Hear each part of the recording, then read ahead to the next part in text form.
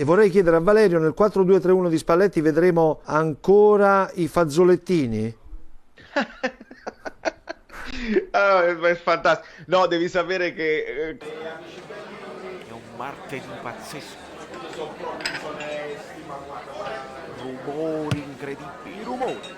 amici bellini, in primis devo ringraziare Gennaro Catrini che fa quella domanda a Silver in diretta, la fa benissimo, proprio con delicatezza e leggerezza, e mi hai fatto impazzire, amico mio, quindi grazie. Grazie casual user, benvenuto, iscrivetevi al canale voi nuovi.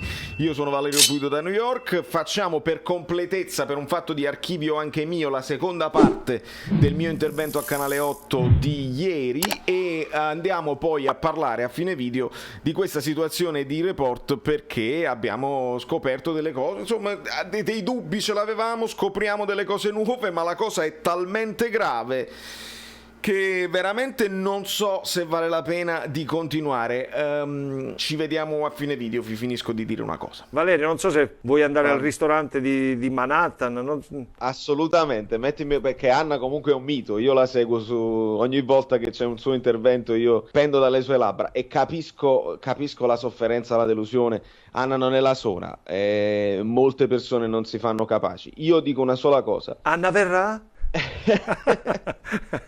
Io dico che bastava per dare un pochino, in inglese si dice closure, cioè chiudere mentalmente con una cosa che resta aperta, la ferita, devi chiudere la ferita. Bastavano delle dichiarazioni pubbliche, sì. Potevano essere da parte del capitano, poteva essere da parte della società, dell'allenatore che magari lo facevi parlare alla fine. Ci abbiamo provato, non ci siamo riusciti, siamo dispiaciuti. Questo secondo me sta facendo male, perché poi Silver, non siamo andati in Champions League, pace, cioè siamo arrivati quinti, abbiamo fatto 77 punti, abbiamo fatto 43 punti nel girone di ritorno, abbiamo fatto gol a grappoli, record di vittorie una dietro l'altra. È stata una stagione paradossalmente anche positiva per come si era messa, e non dobbiamo dimenticarlo solo perché proprio l'ultima partita è stata quella negativa, inspiegabile, che non riusciamo ad accettare, e quindi tutto si fa di tutta erba un fascio e si attaccano anche questi giocatori. Io lo capisco e per questo chiedevo alla società di parlare, ma non di parlare abbiamo preso Spalletti. Va bene, non riesco ad appassionarmi a Spalletti se non mi chiedi prima, non dico scusa, ma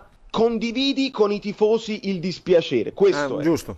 Hai fatto un passaggio che secondo me è perfetto: condividere delusione e dolore per un risultato che non è venuto. E nello sport succede, capita che dopo una lunga rincorsa purtroppo possano mancare le forze, possa mancare la lucidità. È andata così. Allora, poi ricordiamoci che finita la partita loro sono tristi per 5 minuti, amano o non amano la maglia, professionisti, pensano alla prossima, e la prossima è per tutti quanti la nazionale, quindi Fabian Ruiz subito ha postato via, vai a difendere i colori della Spagna, ma non ci possiamo fare niente, siamo noi troppo ingenui e romantici a pensare che questi restano tristi per tutta l'estate e cominciano pure la prossima stagione. Figurati. Con quel magone di Napoli-Verona, per loro è passata per tutti, a noi resterà. Che idea ti sei fatto dell'inchiesta delle Iene? Purtroppo, caro amico mio, quel campionato lì finirà mai, non è mai finito come avrebbe dovuto. Rizzoli deve dimettersi.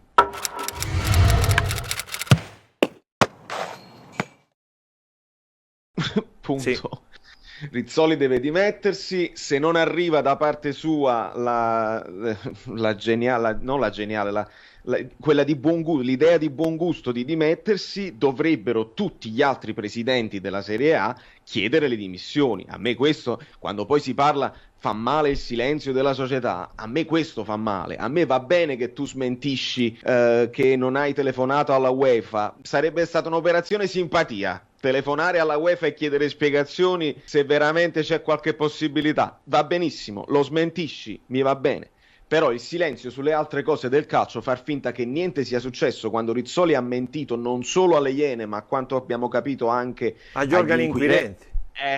Allora lì attenzione, a me l'episodio, ripeto fino alla noia, non mi interesserà mai, perché altrimenti loro ti riportano sempre ma c'era un rigore su Higuain, quindi l'episodio non mi interessa, perché hanno espulso Bentancur e Quadrado, quindi non vale. gli episodi si annulleranno sempre nelle polemiche social, ma a me se un arbitro non vuole parlare e scappa con il cofano aperto, se un altro che viene incastrato dice bugie a raffica, se ci dicono che il VAR non può intervenire e il bottone viene schiacciato, e se ci dicono che il video non esiste, non è mai esistito, dai, ma quante ne sono? Quante ne sono le bugie che poi hanno aspettato per avere una linea comune da raccontare dopo 3 anni e comunque piene di menzogne? Per me è una cosa inaccettabile. Allora noi poi ci lamentiamo che il Napoli ha sbagliato Napoli-Verona, benissimo, e allora io ti dico che Osimhen ha toccato Godin e quel gol viene annullato, Mertens viene spinto a 2 mani a terra e quel rigore non viene dato. Esatto. Dobbiamo credere che il calcio va tutto a posto. Esatto. Se ce la vogliamo prendere con il Napoli, prendiamocela con il Napoli, però noi in Champions ci eravamo già arrivati. Hai perfettamente ragione, sono in linea con quello che dici. Che ne pensi, Valerio? Integro anche con questa domanda di Gennaro che scrive: secondo voi i sacrificati potrebbero essere Lozano e Fabian, visto che Politano gode della fiducia di Spalletti? E vorrei chiedere a Valerio, nel 4-2-3-1 di Spalletti vedremo ancora i fazzolettini? È fantastico. No, devi sapere che sul canale YouTube si crea un metalinguaggio fatto di intuizioni, di tormentoni che poi la gente riceve organicamente. Se lo ripetono automaticamente diventa un tormentone. Il fazzoletto io intendo quando si gioca molto dal basso e quindi si gioca in un fazzoletto di terra. Sì. Quindi così, poi dopo c'è una cosa anche colorita a margine che ovviamente non ripeterò mai e poi mai in TV. Credo, allora, il discorso su Lozano molti se lo stanno chiedendo, perché in effetti non solo Politano gode della stima di Spalletti, ma c'è anche il ritorno di un as che è praticamente un suo doppione, ricordiamo Mancino che ama giocare a destra. Allo stesso tempo però mi piace sottolineare quanto Spalletti fosse innamorato della giocata di Insigne per Callecon. E ne parlava spesso, diceva guarda, nel momento in cui Insigne sposta il pallone col destro sull'esterno, fa fuori il difensore e fa partire Callecon, faceva vedere i passetti, l'aveva studiato benissimo e una volta Juan Jesus mi pare riuscì pure a fermare Callecon in extremis perché l'avevano studiato proprio bene. Ecco, secondo me quella giocata si ripropone quest'anno con Lozano, perché Lozano da destro chiude meglio quando arriva quella giocata di Insigne, e secondo me Spalletti non se ne vorrà privare. Dipenderà secondo me molto dalle offerte che arriveranno, Silver. Il Napoli dovrà scegliere, ma non sarà tutto nelle nostre mani secondo me. Assolutamente sì, io sono d'accordo con la tua analisi, che è anche una risposta alla domanda di Marcella Autoriello, che saluto con grande affetto, che scrive: ma secondo voi il presidente venderebbe Lozano? Io non ci penserei minimamente, la risposta di Valerio è anche la mia, quindi Marcella mi trovo con te.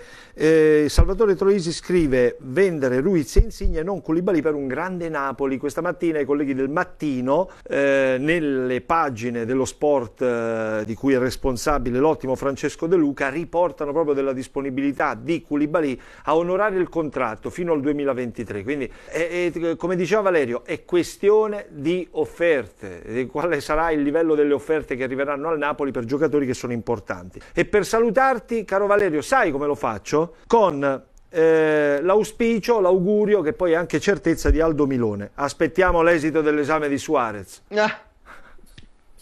Che sicuramente avrà nel frattempo studiato e quindi ci smentirà tutti, scriverà un'alleanza, una bella conferenza a reti unificate in un italiano perfetto, dove dirà che è tutto a posto. Valerio, un abbraccio forte.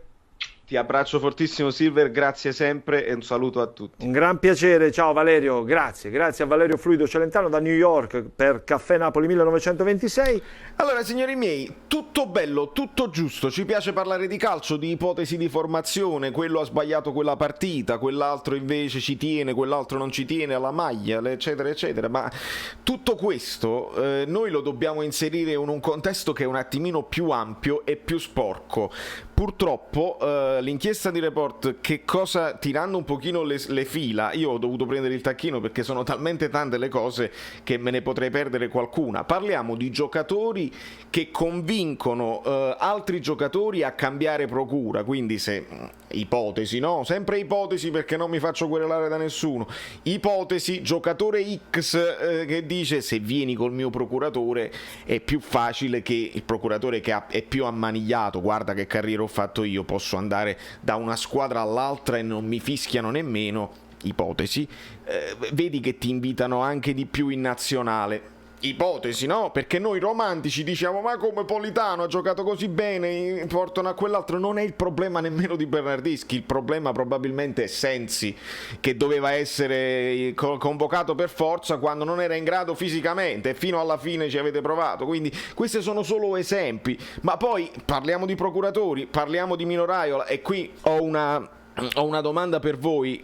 Mi piace ricordare i giocatori che hanno lasciato Mino Raiola, perché poi il giocatore ha anche la possibilità di estraniarsi da certi discorsi e dire: no, io non ci sto, non voglio né la regalia né la connivenza con certi personaggi, io ti lascio, la mia procura la affido a qualcun altro. Un esempio è Marek Hamsik, un altro esempio è Lorenzo Insigne, e quindi facciamo un applauso a due giocatori che hanno deciso diversamente da tutti gli altri in Italia. E un altro che mi viene in mente, che ho trovato, è Lukaku, che lascia Raiola all'epoca credo del Manchester United, però poi si affida a Pastorello, quindi Scart Frush piglie primera fondamentalmente. Se avete qualche altro giocatore che sapete che abbia lasciato Mino Raiola, fatemelo sapere nei commenti, sarà divertente. Però questo si lega, ok, procuratori, false plusvalenze, gonfiaggi generali, si prendono soldi per fare questi gonfiaggi, va benissimo. Però noi dobbiamo legare tutto anche alle società di scommesse. Il caso Allegri è solamente l'ultimo, dove loro indagano su dei movimenti, vittorie, lui gioca al casino online e vince, non gioca sul calcio, e va benissimo. Però se questi soldi arrivano da una società che sta a Malta, e come tutte le società fittizie dei procuratori, una società che sta a Malta, che è indagata anch'essa per problemi di affiliazione con l''ndrangheta, ecco che noi ci dobbiamo fare delle domande. Noi dobbiamo farci solo delle domande, le risposte non le possiamo dare più. Sapete perché? Perché qua non stiamo parlando più di terreno di gioco, assolutamente, non stiamo parlando più di però il cross, se quello avesse fatto eccetera eccetera. No, non è più così. Non credete che il procuratore decide: sì, questa è la tua carriera ideale, vai in questa squadra, perché no, ragazzi, qua parliamo di procuratori che si telefonano tra di loro e si minacciano di morte se praticamente uno si prende il giocatore dell'altro. Qua parliamo di criminalità organizzata, qua parliamo delle società, per esempio del fratello di Tare in Albania, che organizzano, che fanno, che parlano poi con la mafia a Catania. Qua parliamo di... ma tutte, ho citato l''ndrangheta, ho citato la mafia, cito la Camorra ovviamente, perché a marzo si è parlato di Giuffredi, indagatissimo su queste cose qua. Gli hanno sequestrato 1.700.000 euro e lui dice che comunque 20.000 euro che ha regalato all'amico è un regalo, perché non può fare un regalo. Lui fa sempre la beneficenza però se superi 3.000 euro tu la devi dichiarare, tu non puoi andare a fare un regalo così se non lo dichiari. Comunque queste sono tutte cose che vanno sul piatto, e sul piatto noi poi soppesiamo quello che è la realtà del calcio, no? L'industria una delle industrie più importanti del paese. Però le industrie, quando vanno sotto con i conti e con i bilanci, di solito falliscono e devi ricominciare da capo, devi dichiarare bancarotti. Il calcio va sempre avanti. Perché? Perché poi questi personaggi che fanno da tramite non solo aiutano sempre probabilmente, parrebbe che l'inchiesta è di Report, mica è mia, non solo aiutano poi il riciclaggio di denaro sporco e quindi li reinvestono in società di scommesse, in movimenti finanziari che fanno girare i calciatori eccetera eccetera, ma hanno anche i collegamenti con la politica. E allora ragazzi, di cosa vogliamo parlare? Questo è tutto quello che noi sappiamo, per perché hanno deciso dei giornalisti di fare un'indagine e un'inchiesta, altrimenti noi stiamo là a dire sì, in effetti se avesse tirato di punta il gol sarebbe entrato, perché a volte devi anticipare il portiere. Sì, e va bene, noi di questo ci dobbiamo occupare, però dobbiamo essere sempre allerta per quanto riguardano questi movimenti così, perché se poi una squadra non parla, se uno non fa delle denunce, dobbiamo anche chiederci il perché. E io starò molto attento ai movimenti di tutto il calcio italiano, non solo del Napoli, per capire se qualcuno esce fuori dal seminato, se qualcuno è più coraggioso, perché si parla di coraggio e non dovrebbe essere coraggio, ma quando ci sono di mezzo poteri che non sono solo economici ma sono anche criminali, serve anche il coraggio per denunciare delle cose, per svincolarsi da certe dinamiche. Questo